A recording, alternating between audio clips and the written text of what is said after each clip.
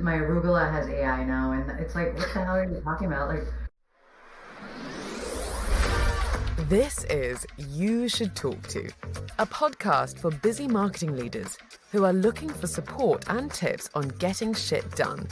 In each episode, Daniel Weiner interviews marketing leaders and discusses their experience, successes, and failures around hiring agencies. If you're interested in finding and choosing the right agency partner, then let's jump in.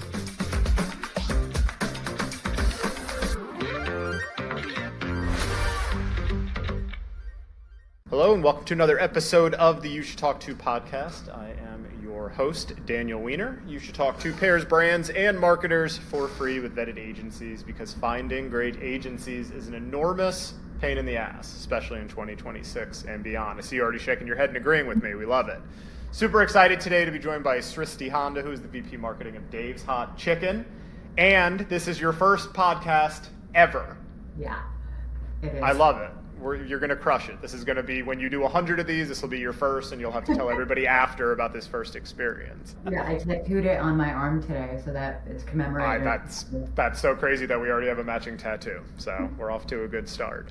We'll jump right in. What is an unpopular opinion or a hot take you have in the marketing world?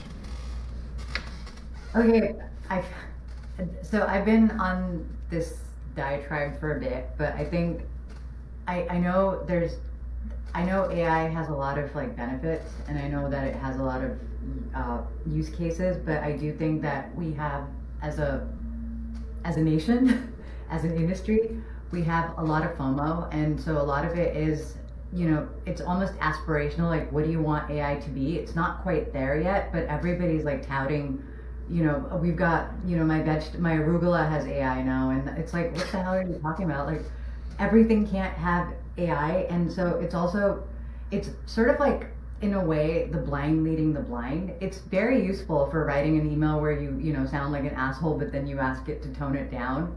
That's really great. I see a lot of benefit there, but I feel like there's a lot of you have to be on this train, and if you're not on this train, it's bankruptcy tomorrow for your business. And so I think we need to be a little more intentional, but also understand that your output is only as good as your input. So you still have to do a lot of that thinking work. You can't just expect, and I'm not going to name names, but you can't expect any of these to be doing the thinking or that heavy lift for you. So many people have told me, oh, you've got to use AI. How are you using AI? And I go, I'm not. And they go, you have to. I go, great, for what? Tell me what I should be. And nobody really has a good answer for me. No. In my own business. I'm sure there are wonderful applications, but yeah, I haven't. I run a very successful business that is, at the moment, AI free. So AI free, proudly. Yeah, it really blows my mind sometimes when it's or you get somebody's deck, and it's well, if I wanted a 15 pager on what this was about, I would have just done it myself. It's just word poop. You can say shit. You can say it. We already said you can say whatever you want on this podcast. I'll give you a perfect example. I've posted virtually every single day on LinkedIn for the last, 6 years. I hate myself more and more every day.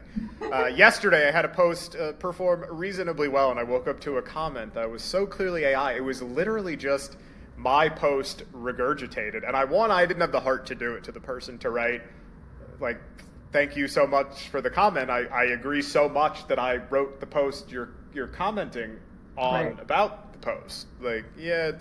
It's a weird time out there. But yeah, you mentioned proudly AI free. It's not even proudly. If somebody could give me a use case where I'm using it and it has this grand effect on my business, I'm happy to implement it. But yeah, I haven't. I'll change up a little here. Are you using it in any capacity at Dave's at the moment? Like I said, when I write an email where I'm very steamed about something, then I tell it to tone it down. It helps me keep my job, which is great. That's good. And obviously I'm being a little facetious. I do think that there's a lot of FOMO around it. I think there's a lot of, there's not a whole lot of clarity for a lot of people. And I think businesses are just trying to, you're told if you're not AI, then you're nothing. And so, when you have vendors just constantly shoving AI down your throat, that's very annoying. But I do think that obviously there are cases. I love using AI sometimes to, kind of come up with an idea and pressure test it and like play both sides. And it's sort of like you already know going in what your thinking is, but it really helps sometimes create parameters or clarify or and not from the perspective of like I know my idea is the best and like AI just tell me like it's a self-fulfilling sort of thing. So it is really helpful to be like a thinking buddy in that sense where you're not wasting somebody else's time, and it helps you sort of like clarify a little more how you're thinking it, which I really think has benefits to it. Maybe I'll find a use case to be an AI host of this podcast. I won't even have to show up anymore. Right. We'll dive into your background a little. You've had quite the journey and set of experiences. I see a lot of food. I see a founder. I see a PR agency, and now Dave's coming up on 5 years, which in 2026 is a trillion years. You don't hear. 5 years. Yeah, it is. Tell us a little about your journey, and I'm always particularly interested in hearing, especially around food. I think food's such an interesting space, just what you've seen in terms of consumer behavior evolving in, over the course of your career. But I'm always particular with food in a post-COVID world because I work a lot with, I'll just call it big franchise food and QSR. And it's a wild and difficult space for brands to stand out. And Dave certainly has achieved that. It is, I think, it's a very broad question. Answering the portion about my experience, I think that stems sort of from the ADHD portion of it. Like that's where I wanted to be in everything all at once, all the time. I really diagnosed or undiagnosed? Well, diagnosed. Okay. So I can proudly say it that authentically ADHD. But it's when I started my journey, I did my undergrad in political science. I really thought I would go to law school and get the ICJ or something, or the UN. That was my ultimate. So selling chicken is basically. I was gonna say basically the UN. It's basically.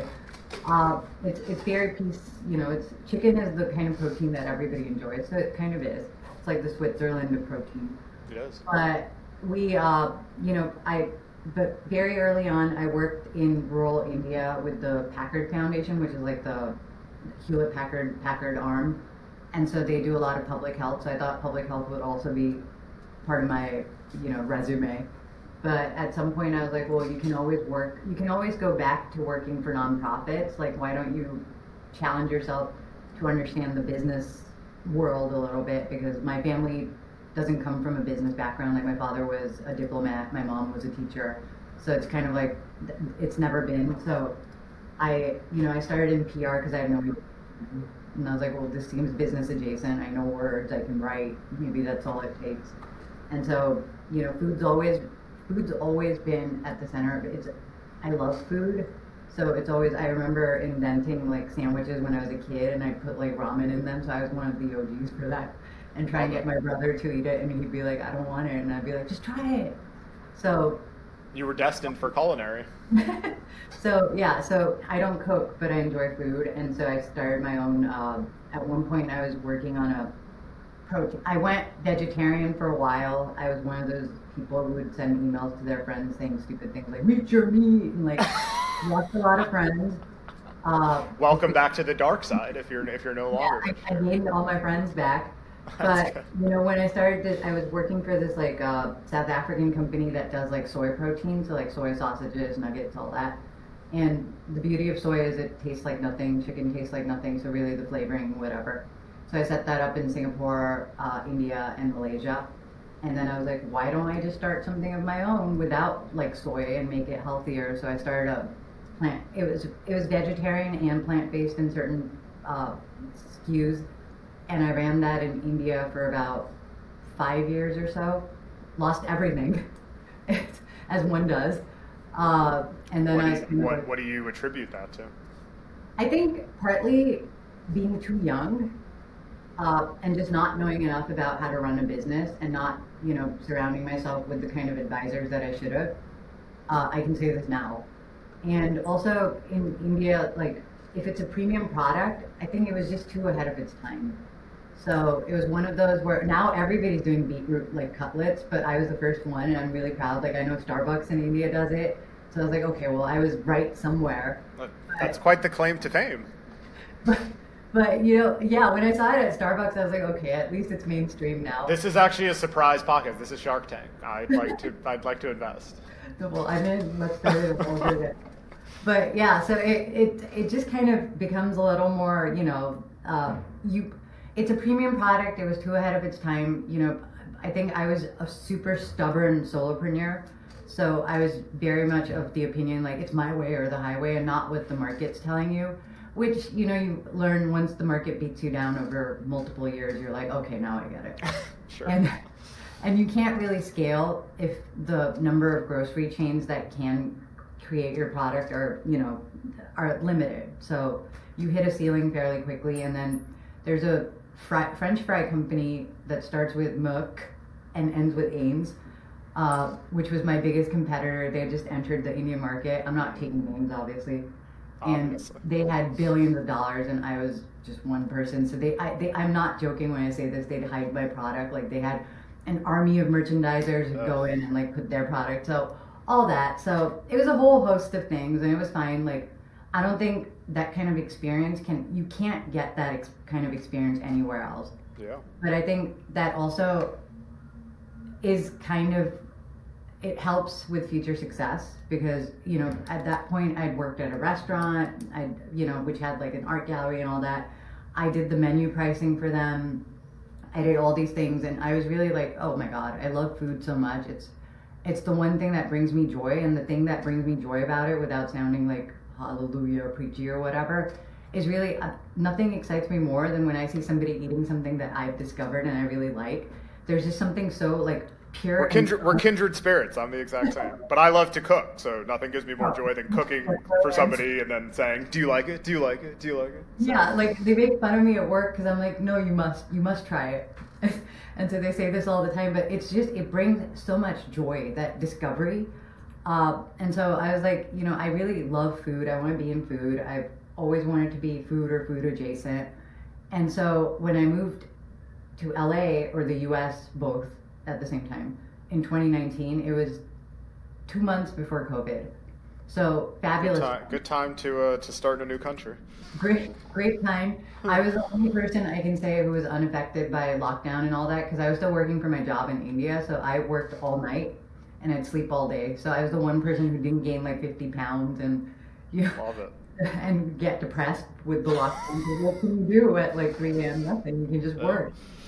So, but then, you know, fairly quickly I was like, well, I need to find like a real job here. So I started working for a woman-led produce company because that was the only company that was essentially hiring at that point. And so, you know, I was like, at least it's in the food space, and it was really interesting produce that's not like an apple, but like the woman who founded this company, it's called Frida's Produce. I never met her because she passed away like a few months before I started working there, but she passed away at 97, and she still worked there every single day, and she brought the kiwi fruit to the U.S. So she brought the kiwi. What a boring life I lead. I've got nothing like that. Right. And so, you know, they had like exotic fruits and all that, and it was really fun. It was really, you know, I now know the difference between a kumquat and a loquat and a bunch of other random things which nobody else knows, which is great for trivia night, but that's about it. But then I became obsessed with hot chicken during COVID, and there was a local like chain, not a chain, like it was a one-off, like they had a pop-up every weekend. It wasn't Dave's, but I became obsessed, and so my Friday afternoon or Friday evening meal was always this one place, and I was like, oh my God, I love hot chicken. So I made it sort of like a side quest to start eating hot chicken all over LA, and I'm not even making this up. Like it wasn't, and Dave's was nowhere in my like periphery. Like I'd eaten at Dave's, I never imagined like I would work at Dave's. You missed the boat on being a TikTok influencer, starting a hot chicken tour during COVID. I mean, that would have killed. Well, that's because I was sleeping all day. Yeah, that's true. Didn't work out. But yeah, so I mean, I was obsessed with hot chicken. It was like it just opened my mind, and I was like, what is this fabulous like product? And so when Dave's Hot Chicken was hiring, I immediately applied because I was like, what's the worst that'll happen? They're obviously going to reject me. And 7 interviews later, I was working at Dave's, and I started when we were at store 20, which was kind of remarkable because it is sort of dog years. I've grown up with the brand. I really have. Like, I was a little like, wide-eyed, like, what?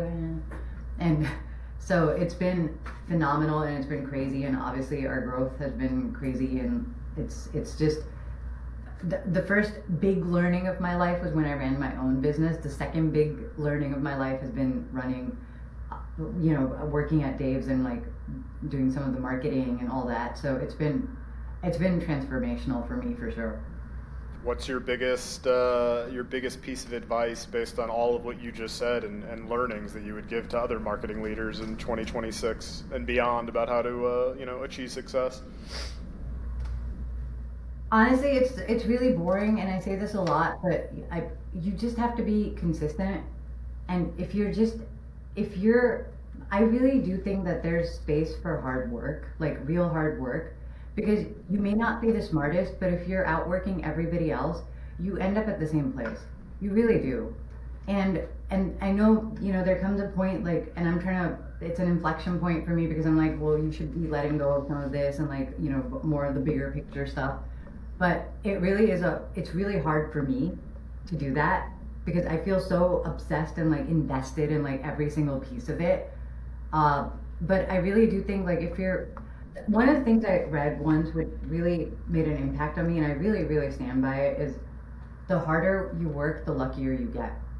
And it really it just opened my eyes, and I was like, that's true. Like, you're making your own luck. And I think especially when you're starting out in your career, one of the things, and I still to this day in a way I do it, is I never say no to anything. Clearly, you're doing your first podcast right now from a cold LinkedIn message.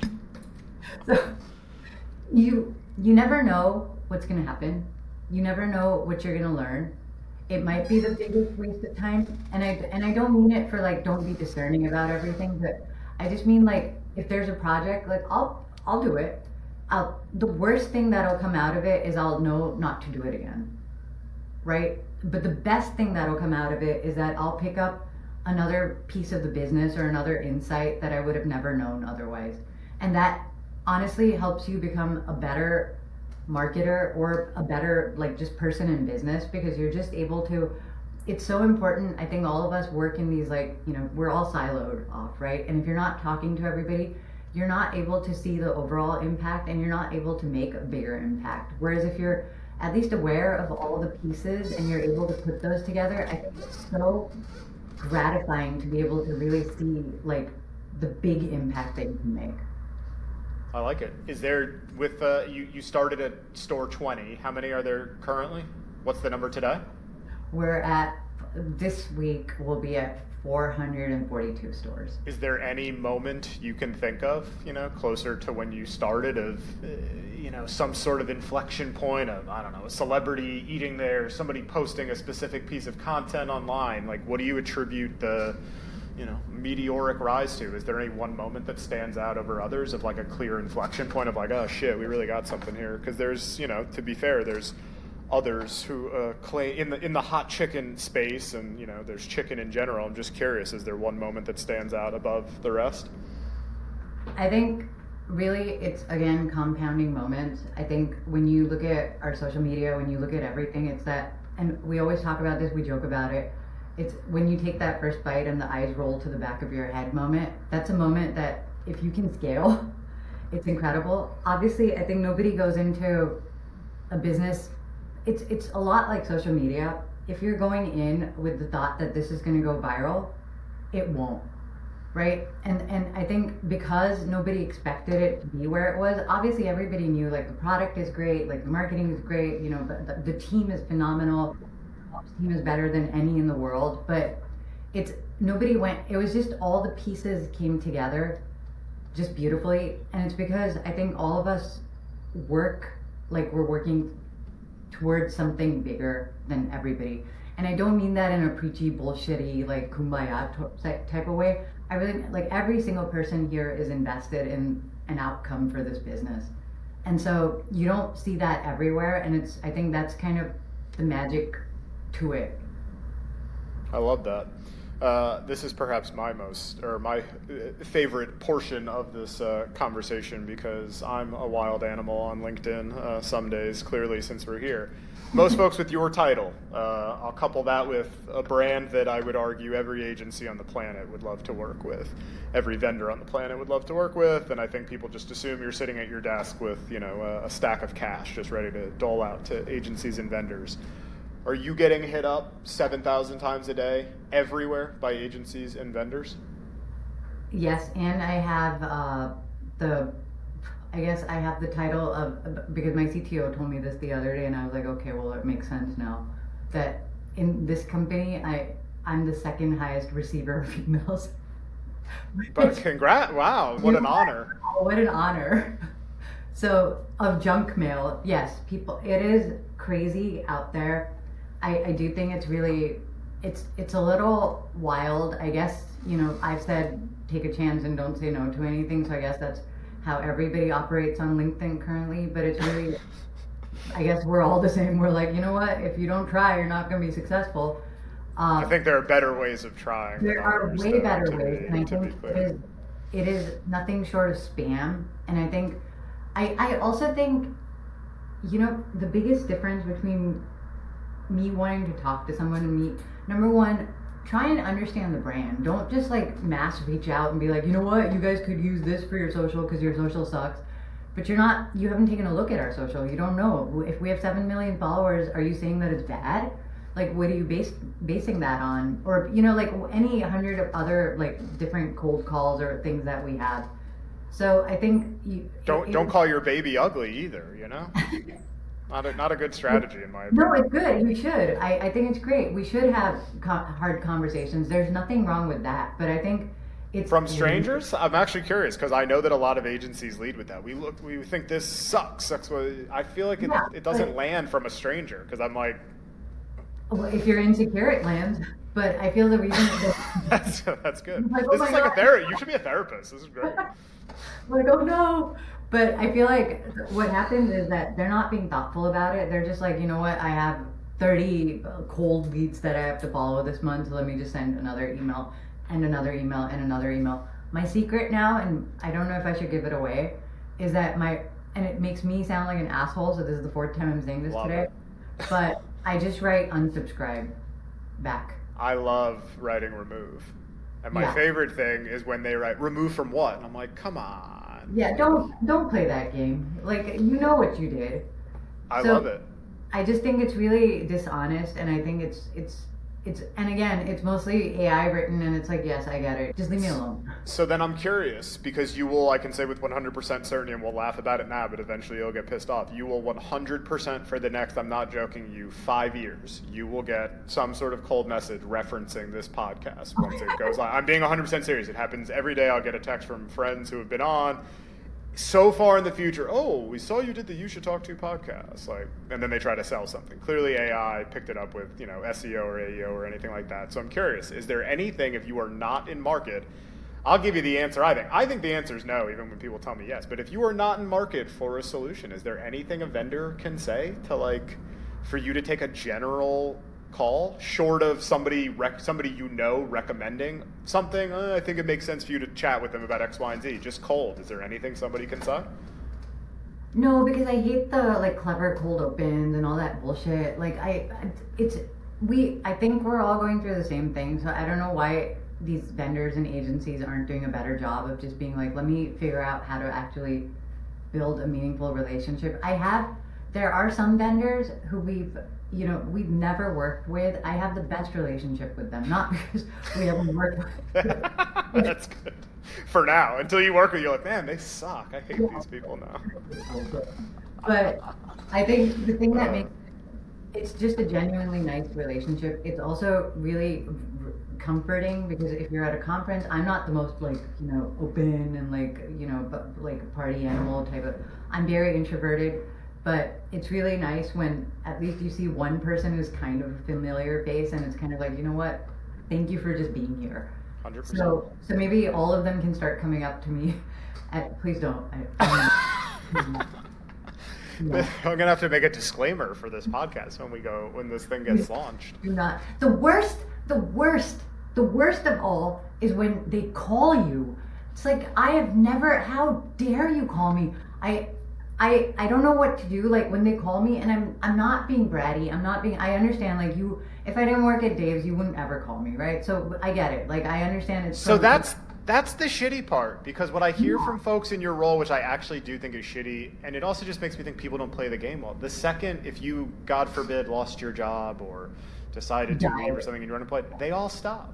No one calls anymore, which I'm like, play the game a little bit better. Like at least feign excitement in the middle ground. You don't get asked to speak anymore. You don't get all, it's insane. It all just added up. So, and I understand that. I understand it's a place of privilege. Like tomorrow, if I didn't have this job for whatever reason, nobody would call me, which is fine. Don't call me. Don't call me. I've resorted to telling people that I'm going to report them to the police. For what? I don't know. That's 100% the name of this episode. Please do not call me. I have to come up with it for the thumbnail, so that's 100% the name of this episode. Don't call. Like, you can let me be the filter, right? Like, why are you calling me and saying like, oh, I saw your blah, blah, blah, and you don't know it's just laziness. You haven't researched the business. You don't know anything about the business. It's not hard to do that. You can easily, if you're using fucking AI for everything else, use it for good. And just, and I have to say, I'm not being bratty when I say this. I understand I'm very privileged because of my job and everything, but just, it's good, I think, common sense for all of us when we're just making cold calls. I love it. This is going to be we should have smoked cigarettes on this episode. Made it like Mad Men style, like back in the day, just slugging liquor at noon and for lunch with a bunch of cigarettes, chain smoking. There you go. I don't know what's in that cup. I'm curious. I've seen since COVID a little bit of I guess originally I saw agents or brands, especially with names, big name brands, which I'll lump you guys into, moving more towards smaller, independent, often specialized agencies. I've now seen the pendulum shift back because brands are asking me for it more to more integrated agencies who do kind of the full spectrum. I'll just lump creative and media together. They want to see more, hand-holding and kumbaya between the two practices. How do you think of your agency landscape at Dave's or just in general, small, independent, holdcos? What's your cup of tea? I think for every brand, it depends on where they are in their life cycle. I think most brands sort of go through this where if something isn't going right, it's like, well, the first line of defense is let's get a new agency, right? Or let's rebrand, or let's do one of these things. The rebrand. Which feels like you have a sense of control, but because that's the only thing you can sort of control at that point. Is that the right thing? No, I think it goes both ways. I think agencies need to understand that a brand is coming to you for a solution, right? You cannot give them a one-size-fits-all solution. If you're doing that, it's much like the telemarketers or salespeople. It's just a blanket sort of approach. That's not going to take you that far, right? Because eventually there's going to be frustration on both sides, and it's going to be from the perspective of like, I'm asking you for help, I'm not receiving it. So I think there's no right answer to what an agency can or cannot do, or what size of an agency you should go for. I think it really just depends on, again, the input. The output is only as good as the input, right? And so you still have to take ownership of what it is that you're trying to define. You still have to understand what the clear objective behind getting an agency on board is, and you still have to give them direction. And I think we often forget that we're asking them for help, but nobody knows the business better than you and I, who are in the business. And so the agency also needs that kind of feedback loop a little bit, which sometimes it cannot be a set it and forget it relationship, right? Where you're like, it's on autopilot, let's hope for the best. So I think and this is just based on my experience, so I can't obviously generalize, but I think a good relationship with an agency has to be based on how you sort of shape that relationship, and then sort of also make it clear in terms of the expectation. And then if it is like, here's a, canned whatever solution for you, then at that point you probably know whether it is what you seek or whether it's not what you seek. So I've said a lot of words without really answering the question. You answered the question. I'll phrase it in a different way because I'm always curious, because my hot take of sorts, which people freak out over at agencies often, and I work with hundreds of them, is I say the work doesn't matter, and then when they gasp, I go, wait. I know the work matters. Of course the work matters. It's what you're getting hired for. But I just see every single day, you don't get to do the work if you haven't mastered like the 7,000 other things that come first. And whenever I'm helping a brand find a new agency, my first question is always, well, what's going on with the current agency? What went wrong? And all of that sort of stuff.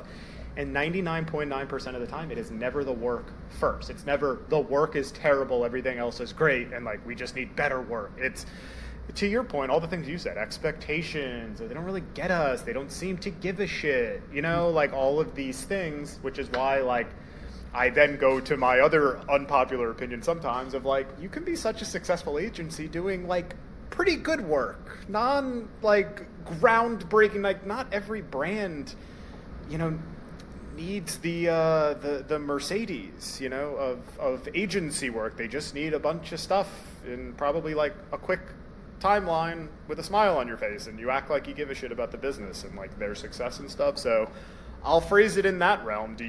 Does that scare you? And you're going, Danny, oh my God, what are you talking about? Not at all. I agree with you 100%. I think it's also, again, that's why I said nobody knows your brand better than you do. You cannot go to an outsider and be like, hey, give me an idea. You can lead them in a direction, but I don't, and maybe it depends on, brand to brand. Maybe if you're like in pharma, you need an agency to come in and help you make it a little more exciting and interesting or whatever. But I think you as the driver of that agency relationship needs to have a very clear understanding of what it is you're trying to extract from them. And by extract, I don't mean like, ring them till you can't get anything else. But it's, what do you want out of it? What are you trying to get? I understand there's certain things, like let's say it's a media agency. I don't know anything about media. I don't know how to run this. I don't know how to flight this. I don't know any of those things. So I look to the agency to help with that. But I do think that, I can't ask them like, oh, what's a good creative I can run on media? That's the wrong question to be asking. So I think you have to at least have a general understanding, and you have to have a deep understanding of your business, because nobody else can do it. Otherwise, why would you hire an agency? I don't disagree. I think it's interesting in that example because my mind went first to a media agency. Even if they don't do their own creative, they should have an opinion on. No, they can't. But what I mean is, you cannot go to them as the first sort of like, sure, give me your opinion on this. You can obviously, pressure test and do all those things with them. It can't be that I need you to also help me with this, unless that's what you kind of, scoped out or whatever. Your media agency just breathed a sigh of relief somewhere if they're listening in on this, because they're like, oh, thank God, is she gonna ask us about creative? You love the agency, so. What'd you say? I love our media agency. That's great. This is perfect. Then we'll go right into. I was going to ask you a negative agency experience first, but I'll ask you about a positive agency experience. And I'm really particular in one thing. What makes, it could be that relationship or otherwise, what has made a positive agency experience for you in the past? What makes it something you would say is positive? The one thing I value in most relationships is the figure out ableness. So if you can, even if you don't know the answer, but you're willing to figure it out with us, I think that's really valuable. I think if you're straight away like, oh no, that's not within the scope, then it's cool. We understand that now it's a very like rigid and based on just money. Whereas I think that might be short-term thinking if you think about it, because like if you are really the one person who's helping everybody figure it out, even if it's not in scope, next time, surprise, surprise, it will be in scope. You know what I mean? And so, and it could just be, obviously, I think there's a dime a dozen agencies for a dime a dozen things. At this point, it's all fractured. It's all like, we can do this and we're very specialized. But what you're not taking into account is that the person who has to make that decision also has decision fatigue for having to make like 50,000 other decisions. If you could just make it easier for them to make one less decision, that's going to go such a long way. Because like the last thing I want to sit there is figure out like, how do I do this now? You know, and I don't want to read through your emails and I don't want to read through your deck, not because I'm lazy, but because we're all overwhelmed, because now we're being hit up on our phones and text and, you know, emails and Zoom and all these things. It's like, take one decision away from me and watch how that compounds into like better outcomes for everyone. When I talk to agencies often about like if I had to pick one quality for them to be masters of, or during a process, like how they win, it's making your life easier is the answer. Making everything easier, making it easy to say yes, all of those things. So I love that answer. I totally agree. Well, and thank you for sending me all the answers ahead of time. I wish that would have made this, you know, a lot easier. No, I think it's interesting because to me, like, agencies lead so much. I have to just remind them. You mentioned, you know, a dime a dozen, and I have to remind them, like, there's 100,000 plus companies in the U.S. alone that identify as an agency. You know, that's everywhere from one person, you know, solo people who claim they're an agency up to, you know, holdcos, all that sort of stuff. The average brand, when doing an agency search, you know, I'll take out the mega ones that are, you know, if you've got $100 trillion in media, you're going to talk to, I don't know, 50 to start maybe during an RFI. But like normal brands are talking to like 5 or 6 agencies, you know, during their process, and you're in the room. If you don't make everything as easy as possible, somebody else will. Like, it's a competition for better or worse, and I have to remind agencies of that all the time when they push. And I'm all for like being deeply respectful of agencies' brain power and their time and their energy and all of that sort of stuff. But like some of the things I see agencies decide to push back on, I always find to be very particularly interesting. I'm like, that's the hill you chose to. Right, yeah. To die on, like, or you didn't pick up the phone. That's my other whole thing of like them doing stuff over email. You hate being called, so I won't tell them to call you. But yeah, like people are scared to pick up the phone these days, I find. So no, and I know I hate picking up the phone when it's a cold call, but I do agree that you can, instead of 50 emails flying back and forth, 2-second phone call. Fix all of it, and it could take 5 minutes. We'll be done, and it'll be out of our system. But this obsession with like, you know, oh, let's find time on the calendar. Like, fuck, just pick up the phone. Let's just. It'll take 3 minutes. I'm not going to talk to you about your like, you know, past trauma or something. That's good. The answer. We'll do that after this. Once we stop recording, we can trauma dump. That's good. Tell me about a really shitty experience you've had in the past with an agency then. I don't think we've had. Honestly, none? No. Everybody's got to have something. Make one up. That doesn't play well for this podcast. What are you kidding? No. Okay. So when I was in PR, and obviously I was on the agency side, but we had a shitty client. Okay, I'll take that. Nothing could be worse than a shitty client in PR when you are trying your best and you're like, you know. And I still remember to this day, he would call us if there was one negative. First of all, your business was. So maybe the problem lies with you. No amount of PR can fix a bad business. And if the founder is like constantly in the news for the wrong things, we can't fix that. And so to call on like a Saturday morning or a Sunday afternoon and like scream at the entire team and tell them that I'm going to replace all of you and you guys are robots and you're idiots, and like I don't know how, and he I know for a fact it was juicy. He was also getting kickbacks. So this is the best podcast episode. Let's burn the whole thing down. Let's name all the names. Let's name everybody. So but this was in India, so you guys can't trace it.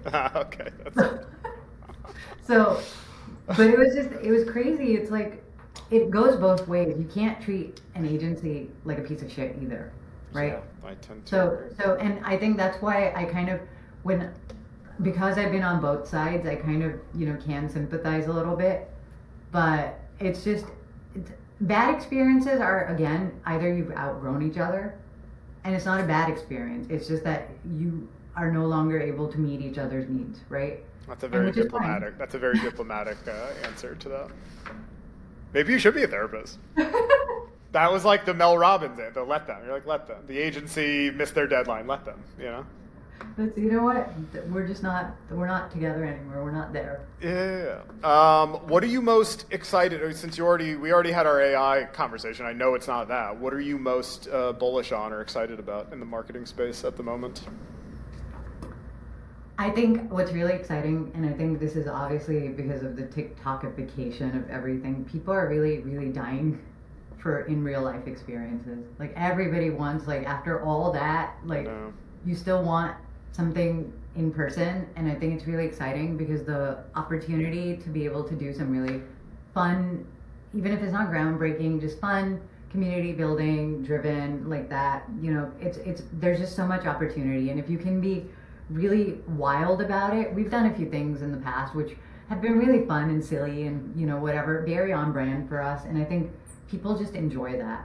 So I think it's really, really nice to be able to overlay it with some sort of like IRL experience. That's great. What keeps you up at night or stresses you out? From a marketing or business standpoint, not the personal route. Oh, that was easier. I was gonna say, yeah. No, I think, you know, especially in the restaurant space currently, it is, and I think that's true for everybody, so it's not, but I'm just saying it because this is my industry, but it's hyper competitive. There's an intense race to the bottom as far as, you know, discounting and things go. People are not feeling super positive about anything in the world right now. And so, you know, that obviously has a little bit of a, not a little, it has a big impact on overall spending and things like that. So I think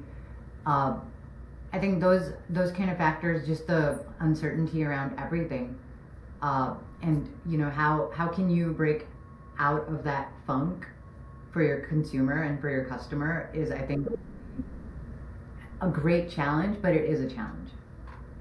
I love it. We will we'll finish with some fun ones, and my favorite meal question. I better get a good answer, so you can start thinking about that now. What was your very first job, though? My very first job? Yeah. It was at my uncle's law firm. I was 16, interning there, and it was the most boring because he specializes in like anti-dumping law, which is basically like China dumping ball bearings into the market, and like it's at 16 I was like, wow, I don't know if I want to go to law school. That's a good outcome then, if you landed at Dave's Hot Chicken, which sounds substantially more appealing than anti-dumping litigation. Anti-dumping is really boring. The best question we'll have during this podcast: what would your final meal be? Not if it, and it can't be Dave's, since that's too diplomatic of an answer. My final meal would have to be like chocolate cake, and I'll tell you, there's this place. Okay, so you went the Matilda route. It is like Matilda cake.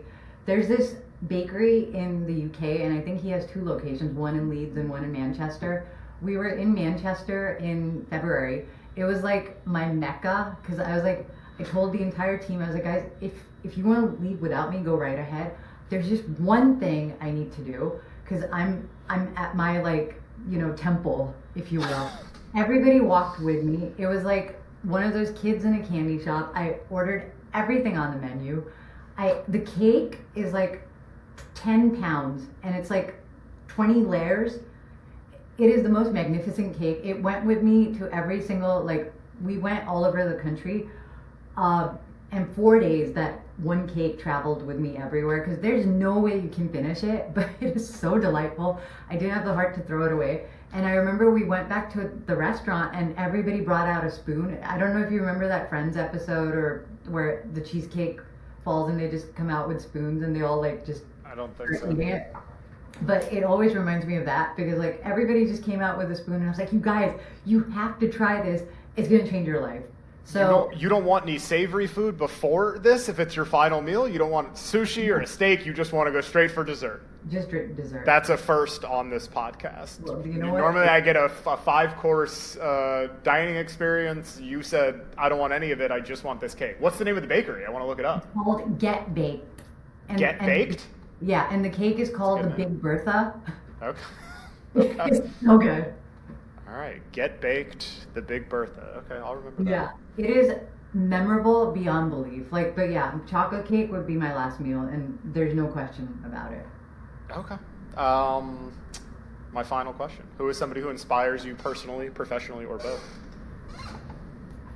So this is where I always get stuck with these kind of questions because I don't know. I feel. Are people asking you this question just off the street? Who inspires you?